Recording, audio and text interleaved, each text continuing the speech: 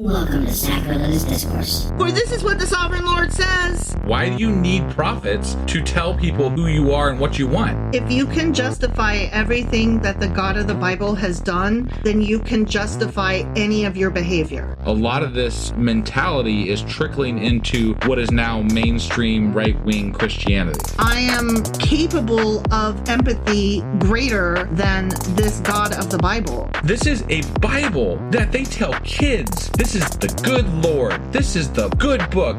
He is fantasizing about murder, mass murder. Head over to sacrilegiousdiscourse.com right now to find out how to leave us a review or support us on Patreon.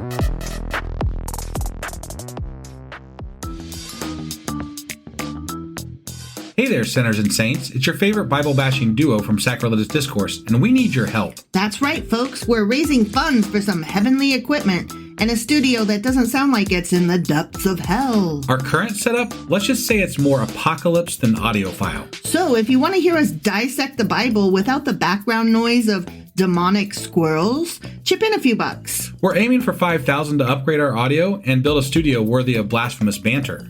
Donate today and help us spread the good word of atheism. You can find a link right on our homepage, sacrilegiousdiscourse.com. Every dollar counts. Even if it's from your collection plate.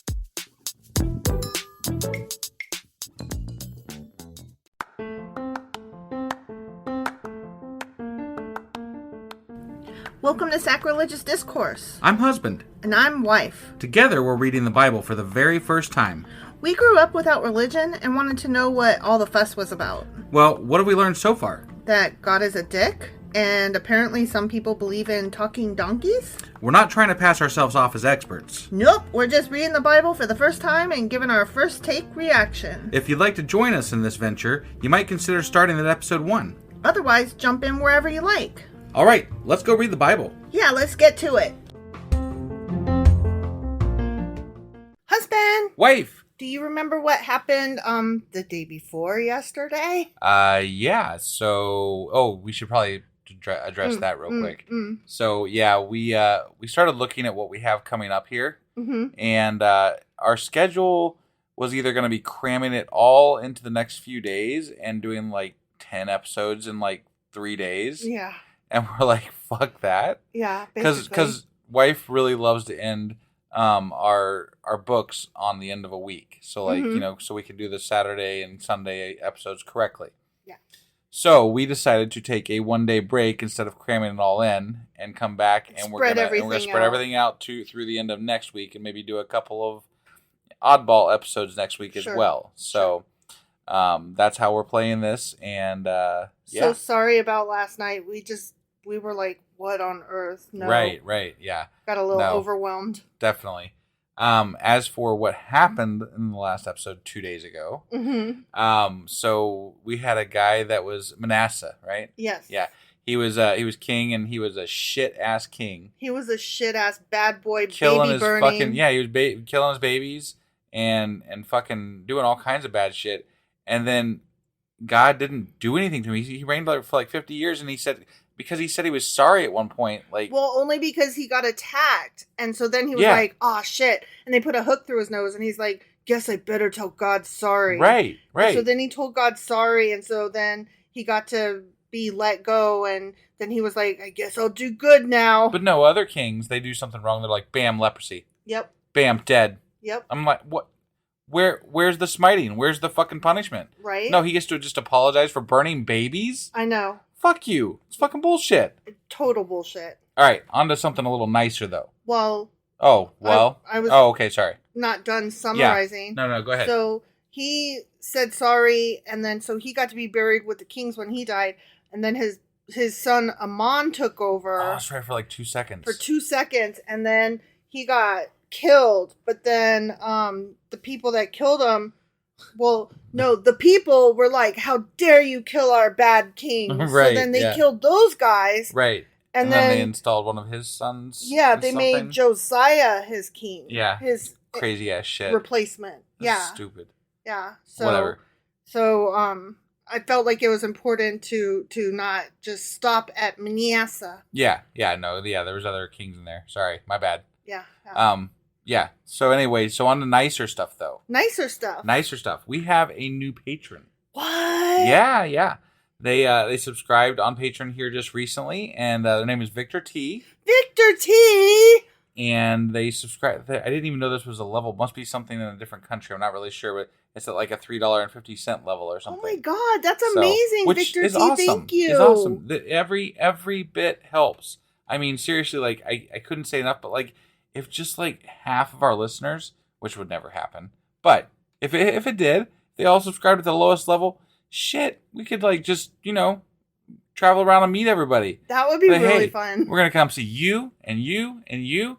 I mean, maybe in groups, but we'll come see you. I mean, like, you should probably be vaccinated, though. Well, yeah. I'm still a little leery of the whole coronavirus thing, but yes. Maybe in the summer we can have like a outdoor, meet and greet at a picnic shelter or something. That would be so fun. Yeah. But Victor T, thank you so much. It's so appreciated. You just can't know what it means to us that you're giving of your resources and time, and just thank you. It's so humbling. Thank you. It really is. And if anybody else would like to help us out, it is always appreciated. Just go to patreon.com/sacrilegious discourse.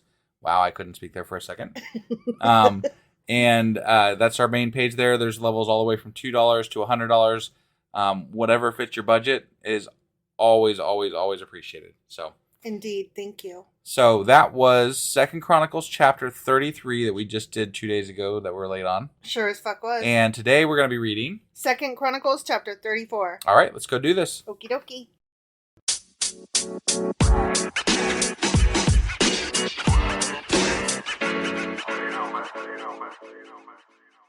Okay.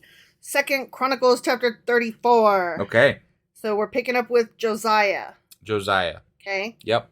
Josiah was 8 years old when he became king. Because his dad only lasted like 2 seconds. So they were like, oh fuck. No, I guess we get the little one here. And he reigned in Jerusalem 31 years. I mean, he was 8 years old, so that means he didn't even make it to 40. Right? Shit. Jeez. He did what was right in the eyes of the Lord and followed the ways of his father David. But Manasseh got to reign for 50 years. That was after he took power. Mm-hmm. And he was killing babies. Mm-hmm. That's bullshit. Not turning aside to the right or to the left. Meaning he stayed on the straight path. Okay. Yeah. He was not... But do you think it was tempted. the entire time? That's what it's saying. He was not tempted. Right now it says that, but like maybe 2 sentences from now it might say something different. True. Let's keep reading. Yeah. In the 8th year of his reign, so this kid is 16 years old now. 16, yeah. While he was still young... Just got his horse and buggy license. I was just going to say his driver's license. He began to seek the God of his father David. Okay. I like that they're calling it his father instead of his like great grandfather. Right, yeah. Definitely. The chronicler sneaking that in there again. Yeah. Love you, David. In his 12th year, he began to purge Judah and Jerusalem of high places, Asherah poles, and idols. Good on you, boy. Mm-hmm. Yeah. Under his direction, the altars of the Baals were torn down. He cut to pieces the incense altars that were above them and smashed the Asherah poles and the idols. You gotta smash them. You can't just like disassemble them. Right. You gotta smash them. Well, I mean, they were probably like made of brick or ceramic or whatever, right? Right. Is my... But you could maybe like unmortar the brick or something, and use the bricks again. I mean, I'm imagining the idols were like ceramic doll-like figures, like figurines, you know?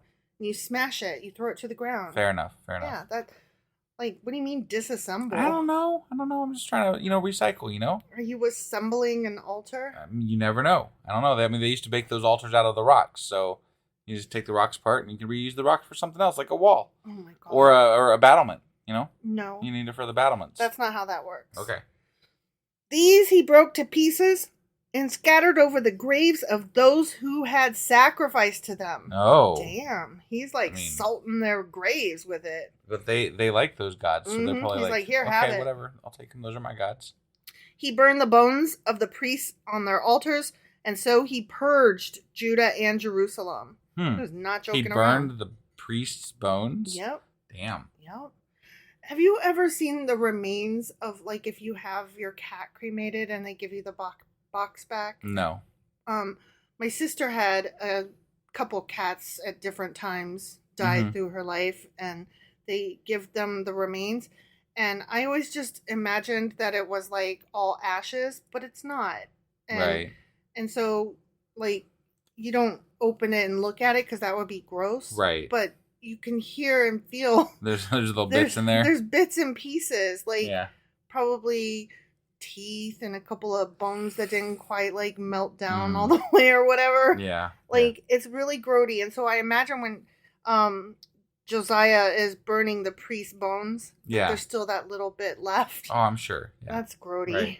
In the towns of Manasseh, Ephraim, and Simon, as far as Naphtali and in the ruins around them, he tore down the altars and the Asherah poles and crushed the idols to powder. Crushed them. And cut to pieces all the incense altars throughout Israel. What do you suppose he crushed them with? Then he went back to Jerusalem. Did he have like a stomping pole or something? Like, little metal stake that you like pound them to dust? If they're just like ceramic figurines, he might have just stepped on them. That's true. Yeah. Like, I don't know. Right.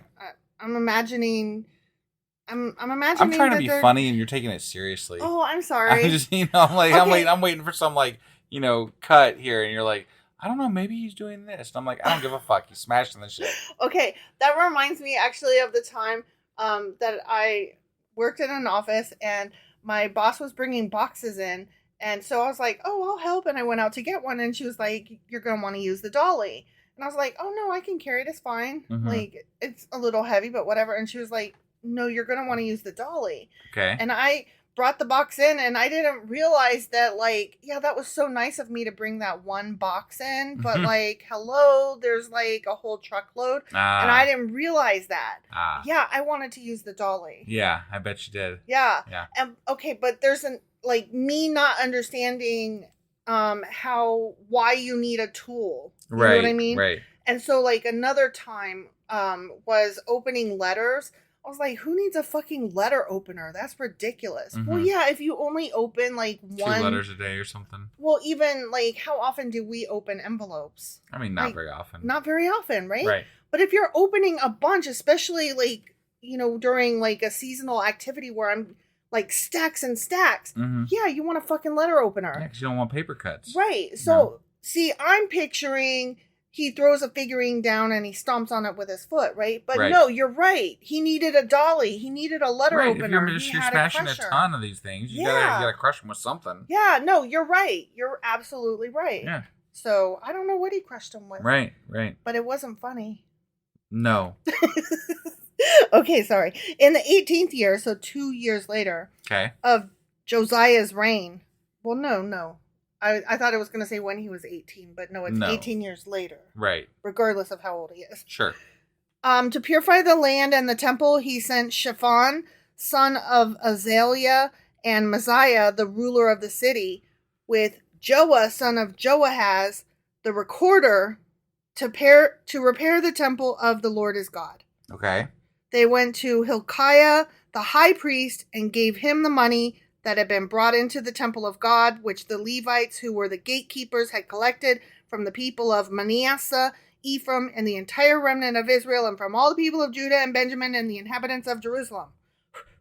Got it. Then they entrusted it to the men appointed to supervise the work on the Lord's temple. And these guys were the trustworthy ones, weren't they? They were the ones that always did things correctly, and they never charged too much, and they did all the things correct, right? They did all things correct. That's what I recall from that. So. Yeah, and I said, oh no, because I had... lost your spot. I had lost my spot again. Yeah, and here I was covering really well. You could have just skipped over But that. I didn't know because I said, oh no, at the same time, and so then I had to explain why I said, oh no. Got it. Yeah, we're professionals. Oh, yeah. Yeah, don't you know?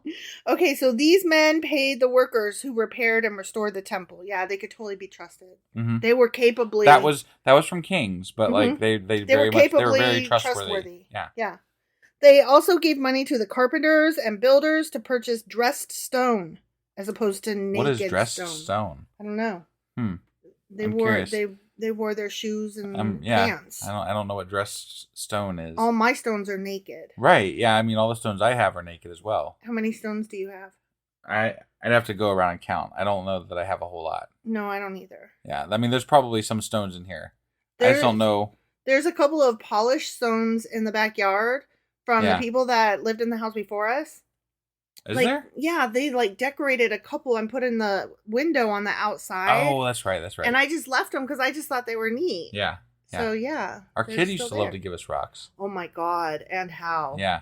Like boxes and boxes of fucking rocks. Right? You love a toddler when you let them give you fucking rocks and pretend that the rocks are special. And they would remember them sometimes too. Like, where's that one? Where's that one? I'm like, wait, you remember that?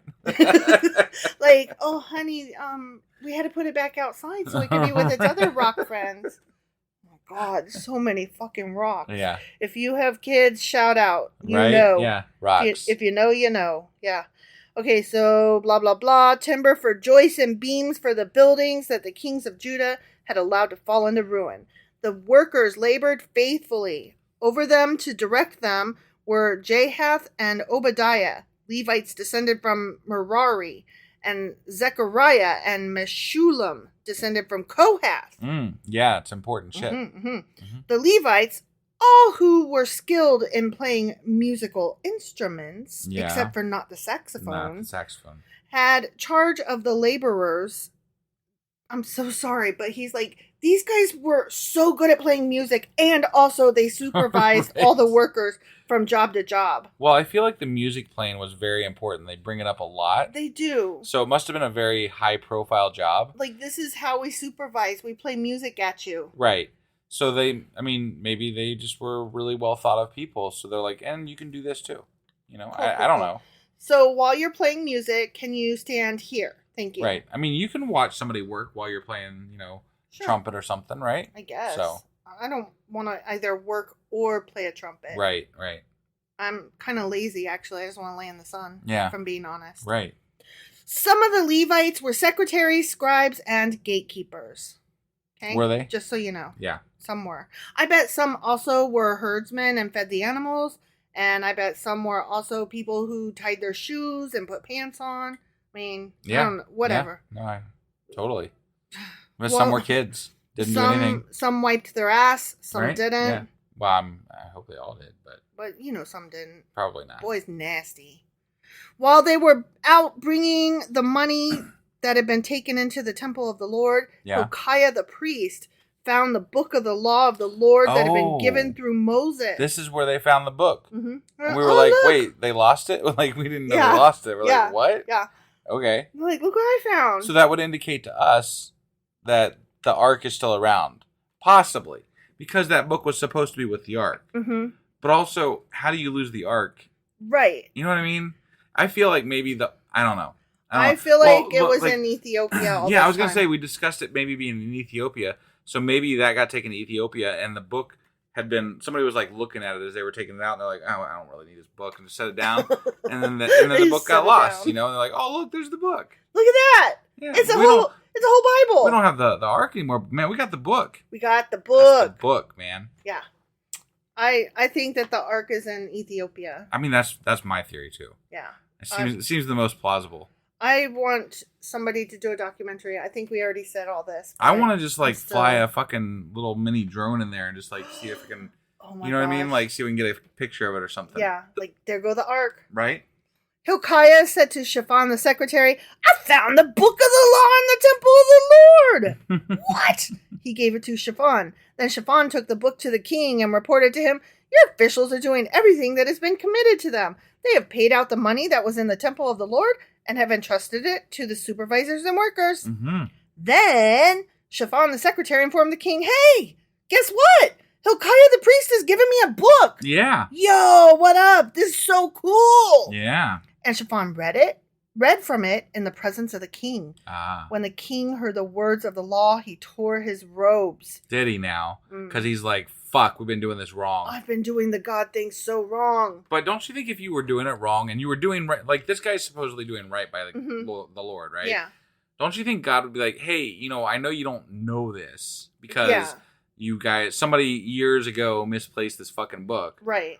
But you're doing this wrong, guys. You need to change your ways because this is wrong. Because then in this case, it wouldn't be their fault they're doing it wrong. Right. They were not The prophets come down and tell them all kinds of other shit. Like, don't go to battle and stuff like that. Why can't they tell them, hey, you're doing this wrong? Yeah. I mean, like, what? I could tell you that I would not want to be the prophet that is telling the king you're doing God wrong. Yeah, but they don't seem to have any qualms with, like, telling them, calling the kings out sometimes. Right. So they're like, I'm with God, so you're wrong. Yeah. And then the kings are like, well, okay, but or I'm not, the king, though. right. I wouldn't want to be the prophet.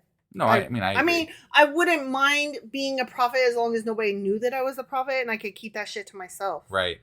I'll do right in my house. Well, besides, if you're a prophet and you're wrong, they can stone you to death. Yeah. So you always have to be right. Yeah, I'm not trying to. Right. I'm not trying to tell people my prophecies. Right. Fuck that.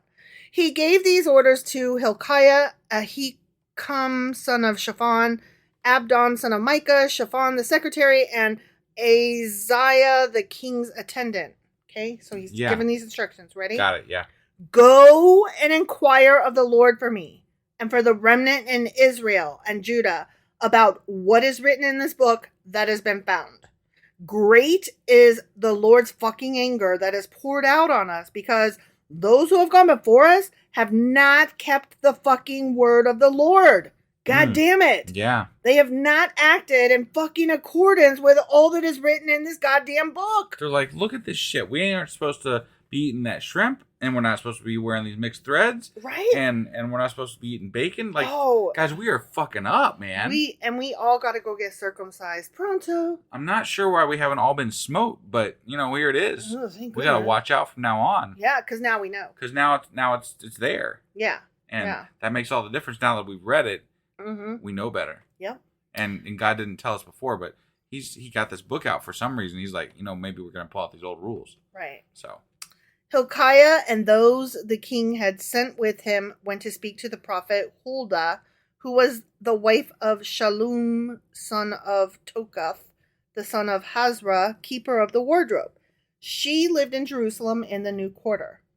Okay. I forgot they went and talked to a woman.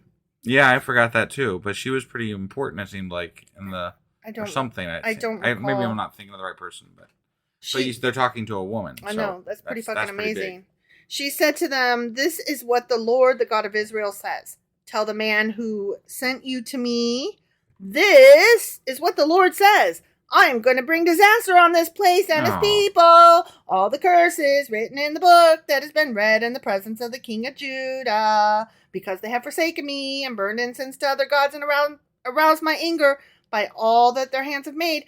My anger will be poured out on this place and will not be quenched." But this guy was a good king. But and now he's getting rid of all that shit. I wasn't mad till you reminded me by reading it. Now I remember how much I hate you. It's bullshit. I'm gonna smite you so bad. I don't approve of this. That's bullshit. He is so sing-songy. I don't know why I made him. Her, she's sing-songy. Right, yeah. Seemed like some a dumb man would say, though. That being would honest. Yeah. Yeah, she was sing-songy and she was like, God hates you, nanny, nanny, boo-boo, stick your head in doo-doo. Mm-hmm. Tell the king of Judah who sent you to inquire of the Lord, this is what the Lord, the God of Israel, says concerning the words you heard.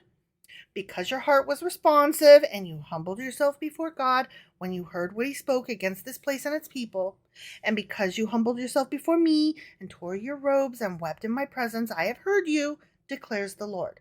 Now I will gather you to your ancestors, and you will be buried in peace.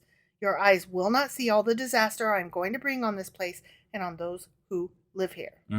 So he's gonna wait before he He's like, you guys are all right, but they're gonna continue to be bad after you're dead. As soon as you're dead, it's on. I'm smiting the fuck out of all y'all. Yeah, you guys bought a reprieve, but that's it. Hope you don't have kids. Right? Because they are fucked. Right? Yeah. So they took her answer back to the king. Then the king called together all the elders of Judah and Jerusalem. He went up to the temple of the Lord with the people of Judah, the inhabitants of Jerusalem, the priests and the Levites, all the people from the least to the greatest.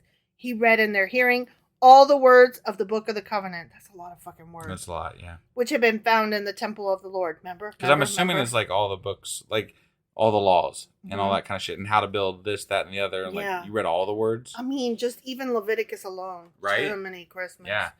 The king stood by his pillar and renewed the covenant in the presence of the Lord, to follow the Lord and keep his commands, statutes, and decrees with all his heart and soul and to obey the words of the covenant written in this book. Then he had everyone in Jerusalem and Benjamin pledge themselves to it. The people of Jerusalem did this in accordance with the covenant of God, the God of their ancestors. Josiah removed all the detestable idols from all the territory belonging to the Israelites, and he had all who were present in Israel serve the Lord their God. Okay. As long as he lived, they did not fail to follow the Lord, the God of their ancestors. The end. As long as he lived. Because it's about the king. It's always about the king. As soon as he dies and somebody bad takes over, then the people suddenly just switch their religion. Because it's not you can't. God's not enforcing shit. Right. You know, like that they've proven that in the fact that like the book was lost and then it was found. Well, yeah, and the punishments that he doles out are not equivalent. They're not equal. So it's not. There is no consistency to his behavior when it comes to punishing people that are bad and under his eyes or good. Right. So therefore, if you were to ask me as a person living in this country where, you know, God and other gods exist according to people, then I'd be like, I'm just as likely to believe in that as some other god because it doesn't make any sense. Right. He's not consistent. If he's a god, he would be consistent, wouldn't he? I would think so. But that's why they believed in many different gods, because that explains the inconsistency from one god to another. But it's almost as if, like, every generation, their god is different from the god that lived previous to yeah, to no, this I mean, one. definitely the Lord, God, I am, has evolved from something to something else. Yeah. Like, it's definitely not the same God that was at the beginning of the Bible, in the middle so far of what we read, and to now. It's definitely changed again and again and again and again as to what and where he punishes and how angry this God is, etc. Yeah. Like, it consistently is changing throughout the Bible. He's a lot more hands-off, and he's a lot angrier. Yeah. Well, at certain points. He's either, like, uninterested or angry. Right. One or the other. Yeah. And it usually just kind of comes out of nowhere. Right. So. Exactly. He's not very loving, I can tell you that. No. I've not seen cases where he has actually loved the people. Right. I mean, the kindest thing he's done recently is be like, well, y'all did remind me how much I hate you and want to smite you, but, you know. But I won't kill you yet. I'll kill your progeny. Your children. Yeah. I'll kill your children. Right. Y'all all right. Yeah. Because you're crying about how much you fucked up. Right. No, I forgive you, whatever. I'll just kill your kids. All right. Well, that was 2 Chronicles chapter 34. Sure as fuck was. And tomorrow we will be back with 2 Chronicles chapter 35. All right. We'll see you guys then. Bye.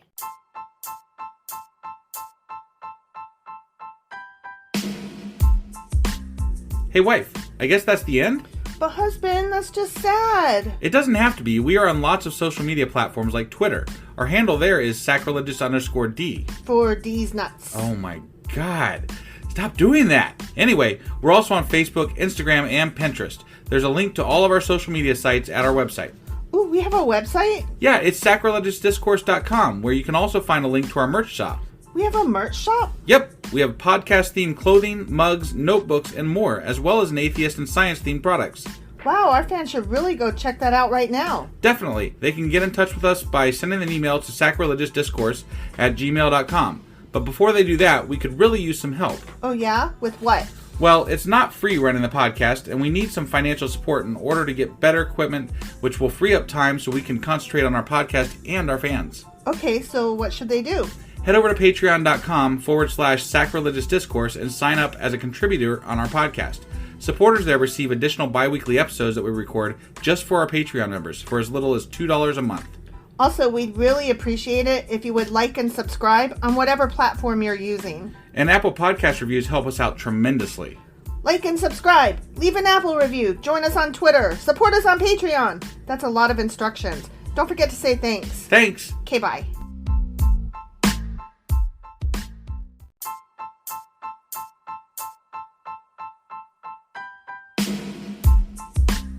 Hey, wife, I guess that's the end? But husband, that's just sad. It doesn't have to be. We are on lots of social media platforms like Twitter.